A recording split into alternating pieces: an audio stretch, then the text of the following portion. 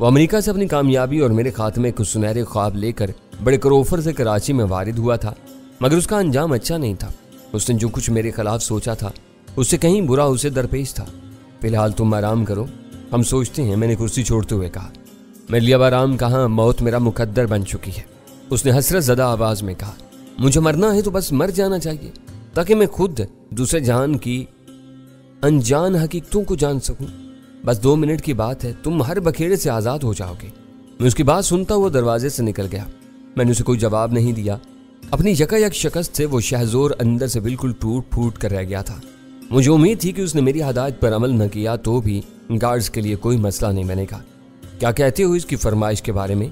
कमरे से चंद कदम दूर निकल आने के बाद मैंने अव्वल खान से पूछा। इसे कबूल कर लेने में कोई हर्ज नहीं, लेकिन क्यों ना जलाल से बात कर ली जाए। अव्वल खान की आंखों से उलझन झांक रही थी। जलाल को भूल जाओ, उसे आखिर में एतमाद में लिया जाएगा। वो जिस तरह हमसे रुखसत हुआ था उसी से जाहिर हो गया था कि वो इस कज़िये से दूर और अलग थलग रहना चाहता है। इस वक्त वो नीली राज के चक्कर में उलझा हुआ होगा। इस बात के 10 गवाह होंगे कि बेन की मौत के वक्त वो कहीं और मसरूफ था। ये बात तुम सही कह रहे हो, उसने मुझसे इत्तिफाक किया। बेन इनका खास आदमी है, वो इसकी मौत का इल्ज़ाम किसी के भी सर डाल सकते हैं। इन्हें मेरा सुराग नहीं मिलता। STF के बारे में वो बहुत कुछ जानते हैं, मगर इसका वजूद ऑफ द रिकॉर्ड है। ले दे कि IB, ISI वगैरह रह जाती हैं। वो सारा हमारा किया धरा इनके सर मुड़ने की कोशिश करेंगे। बातें करते हुए हम अव्वल खान के दफ्तर में दाखिल हो चुके थे। ये मेरी तवील अमली जिंदगी का पहला केस है जिसमें मुजरिम खुदकुशी की इल्तिजा कर रहा है। अव्वल खान ने मेज पर से बेन का जाती पिस्तौल उठाते हुए कहा, यह इबरत का मकाम है कि हम सबको फना कर देने के अज़ाइम रखने वाला इस वक्त खुद को फना कर लेने के दर पे है। अव्वल खान ने एहतियात से पिस्तौल अनलोड करके इसका भरा हुआ मैगजीन निकाल दिया। फाजिल गोलियां मेज पर निकाल कर उसने मैगजीन में सिर्फ एक गोली डाली और खटके के साथ मैगजीन दोबारा पिस्तौल में लगा दिया। अगर पिस्तौल देने के बाद उसका हौसला जवाब दे गया तो क्या होगा? अव्वल खान ने पूछा।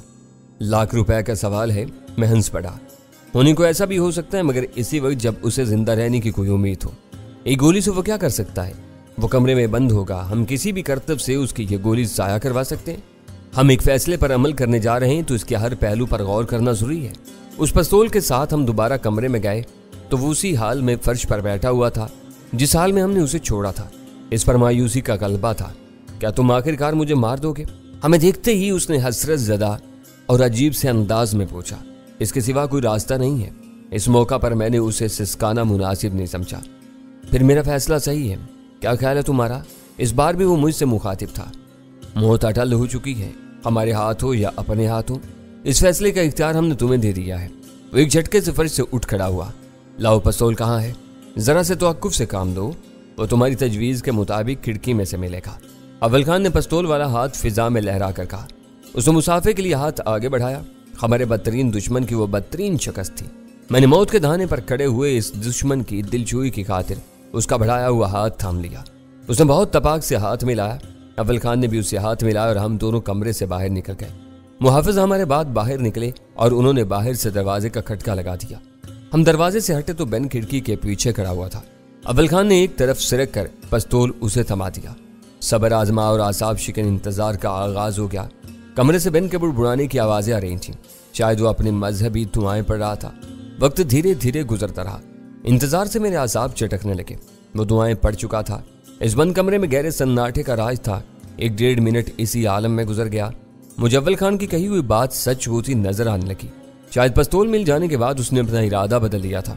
सुनो पाकिस्तानियों, जलील और गंदे मुजरिमों, क्या तुम मुझे मुआफ नहीं कर सकते? अचानक खिड़की से बेन के चीखने की आवाजें आईं। उसके अंदाजे तखातुब और सवाल में कोई मुताबिकत नहीं थी। गंदे अल्फाज सुन लेने के बाद मुआफी का दूर अज़कार इम्कान भी जाता रहा था। शायद मौत की दहशत से उसका दिमाग चल गया था। बेन, देर हो गई है, इन बातों का वक्त गुजर गया है। अपने वादे पर अमल करो, मैंने उसके सामने आए बगैर तहम्मुल से कहा। उसने दीवाना वार एक कहका लगाया और फिर हज़ियानी अंदाज में हंसता ही चला गया। मौत के भयानक तसव्वुर ने उसके दिमाग पर असर डाला था। अव्वल खान ने पुरतशवीश नजरों से मेरी तरफ देखा। उसकी निगाहों में एक ऐसा सवाल था जिसका जवाब मेरे पास नहीं था। बेन का खौफ आवर शैतानी कहका मुसलसल फिजा में गूंज रहा था। फिर फिजा फायर की खोलनाक गूंज से लर्ज उठी। बेन का कहका यकायक मादूम हो गया। अंदर कोई भारी वजूद शहतीर की तरफ फर्श पर गिरा था। फिजा पर यक लख्त सन्नाटा छा गया। मैं वाज़े तौर पर अपने तेज तनफ्फुस की आवाज सुन रहा था। अंदर से बेन की कोई आखिरी चीख उभरी थी, न तड़पने की आवाज आई थी। कहीं वो मक्कारी न कर रहा हो। मेरे ज़हन के किसी गोशे में इस शुबे ने सर उभारा। मैं सोच में पड़ गया। बेन बहुत खराट और छटा हुआ मुजरिम था। ऐसे लोग आखिरी लम्हा तक मौत से आंखें चार करके अपनी जिंदगी के एक एक लम्हे के लिए लड़ते हैं। बेन कुछ भी कर सकता था। मैं दिल ही दिल में खुद को बुरा भला कहने लगा कि मैंने क्यों उसे अपनी मौत के तरीके का इंतखाब करने की आज़ादी दी थी। एक खतरनाक मुजरिम को खुदकुशी की सतह पर गिरा देने के शौक में वो आसाब शिकल लम्हात मोल लिए थे। फैसला हमारे अपने हाथों में होता तो इस वक्त तक किस्सा निमट चुका होता। बेन की लाश किसी नामालूम ठिकाने की तरफ जा रही होती। मैं फर्श पर बैठकर धीरे धीरे आगे सरकने लगा। मैं कोई आवाज पैदा किए बगैर खिड़की के नीचे पहुंचने की कोशिश कर रहा था। वहां पहुंचकर मैं लम्हा भर के लिए खड़ा होकर अंदर का मंजर देख सकता था। बेन गोली चला चुका था। वो मुझे कोई ज्यादा नुकसान नहीं पहुंचा सकता था। वो ख्याल आते मैंने ला हौला वला कुव्वता पड़ा और सीधा खड़ा हो गया। मेरे लाशौर में मौजूद अकलौती गोली सारा फसाद पैदा कर रही थी। उसके चल जाने का ध्यान आते ही मैंने हर शैतानी वसवसे को अपने सर से झटक दिया। मैं खिड़की के सामने पहुंचा तो फर्श पर बेन का वजूद एक करवट से पड़ा हुआ था। उसकी पेशानी और खोपड़ी का ऊपरी हिस्सा साफ था। शायद उसने पिस्तौल के नाल, नाक और आंखों की जड़ में टिकाकर कदरे तिरछा फायर किया था, जिसके नतीजे में गोली पूरा भेजा उड़ाती हुई सर के पार निकल गई थी और फौरी तौर पर बेन डेविड की मौत वाक़ हो गई थी। मैंने दरवाजे का कुंडा खोल दिया। अव्वल खान अपनी जगह खड़ा रहा। अपने हरीफ का आखिरी दीदार कर लो, मैंने खुशदिली से उसे दावत दी। डैनी, ये मकाम इबरत है, उसने हाथ से वापसी का इशारा करते हुए कहा। इंसान की बसात एक मुश्ते खाक से ज्यादा नहीं है, लेकिन जब तक जिंदा रहता यूं अकड़ता और ईंडता फिरता है जैसे सारे रोजगार जहां का बोझ इसी ने उठाया हुआ है। क्या ये वही बेन है जो फिरौन बनकर ड्रावालों पर राज कर रहा था? ये कहकर उसने अपने दोनों आदमियों को कुछ हदायत दी और वहां से चल दिया। मैंने कोई जवाब नहीं दिया, खामोशी से उसके साथ चलता रहा। मुझे ये सोचकर खिफत हो रही थी कि मैं एक फर्जी गोली के खौफ से चंद सानियों तक गैर ज़रूरी एहतियात में उलझा रहा जो दूसरों को अहमकाना महसूस हुई होगी। लेकिन अव्वल खान ने दानिस्ता वो जिक्र गोल कर दिया था।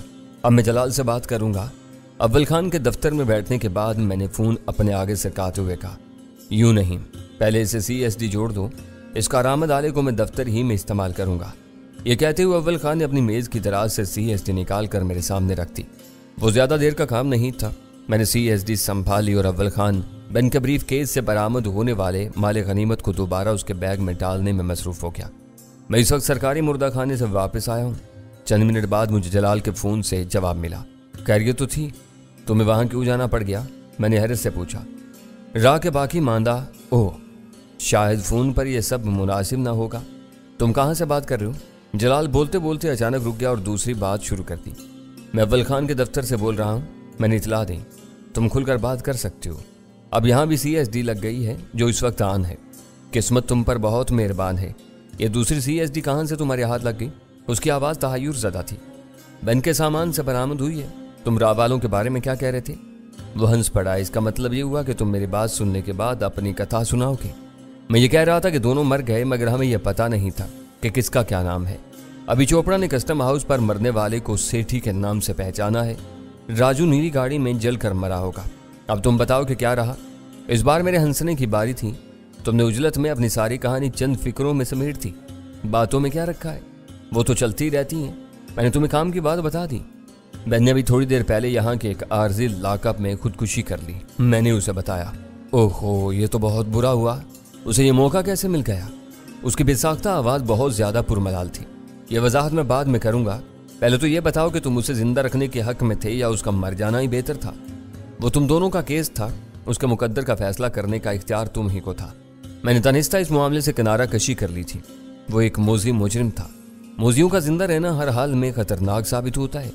मेरी राय में तो उसका मर जाना ही बेहतर रहा, लेकिन स्टेशन 4 पर खुदकुशी की बात मेरी समझ से बाहर है। मैं दिल ही दिल में हंस पड़ा। उसने बिल्कुल वही बात की थी जो मैंने उसके ज़ाती रद्द-ए-अमल के बारे में अव्वल खान को बताई थी। मैंने उसका तजस्सुस दूर करने के लिए कहा उसे खुदकुशी करने की इजाज़त दी गई थी ताकि हमारे हाथ उसके खून से महफूज रहें। ये उसकी आखिरी ख्वाहिश थी। क्या वो अपनी ज़िंदगी से इतना मायूस हो गया था? जलाल की आवाज़ से बेअतबारी मुतरश्शिर थी। मुझे इतलात मिली थी कि वो बहुत तुंदखू और जारहाना मिजाज का मालिक था। C9 में वो ऐसा ही था। स्टेशन 4 के सेल में उसका सारा दम खम यकायक जवाब दे गया। उसके लिए इतनी बात नाकाफ़ी थी कि बेन पकड़ा गया और फिर उसने खुदकुशी कर ली।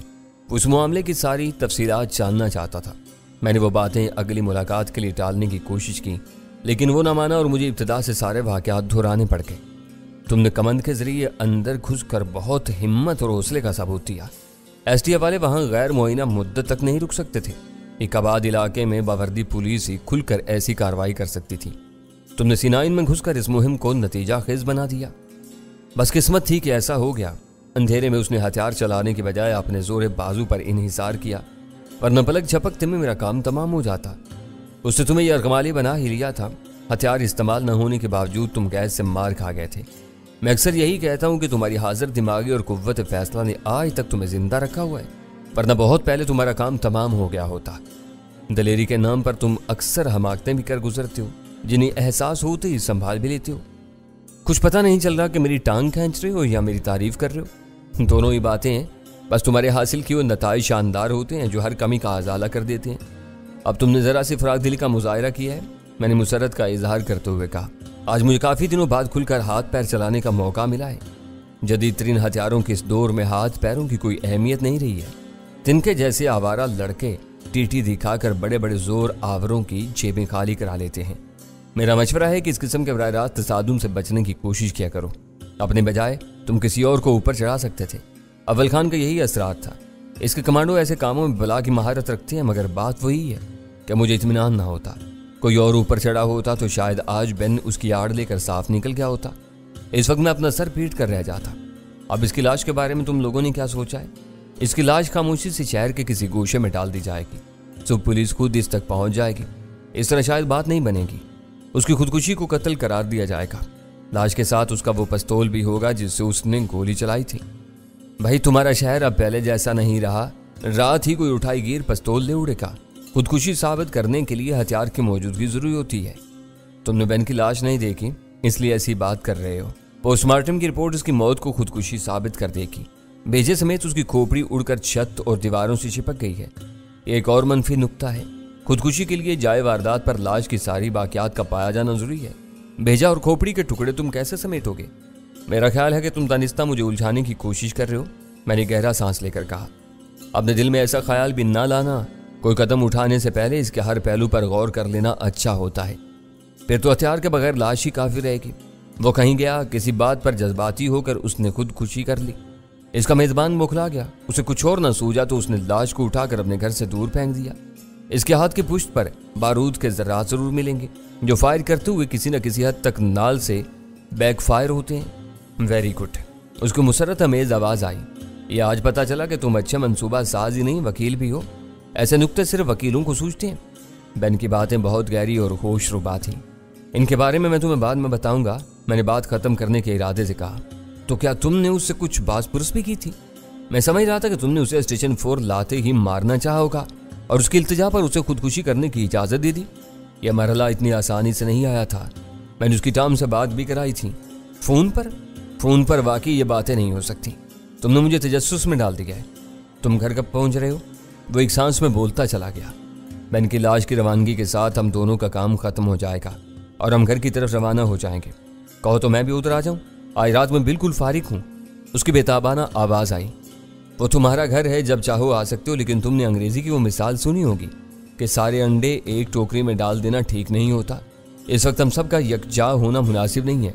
किसी एक की वजह से सब पर कोई ना कोई मुसीबत नाजिल हो सकती है।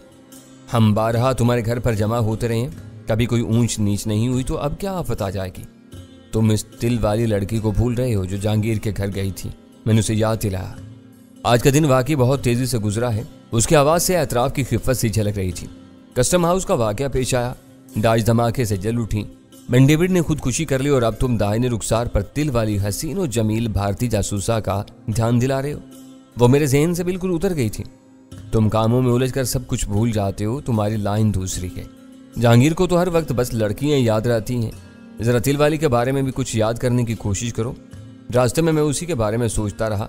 मुझे कुछ भूला भूला सा याद पड़ता है कि उसको सब देवी कहते हैं। मेरे रिकॉर्ड में भी उसकी यही या इससे मिलती जुलती उर्फियत दर्ज होगी। उसका असल नाम बहुत कम लोगों को मालूम है।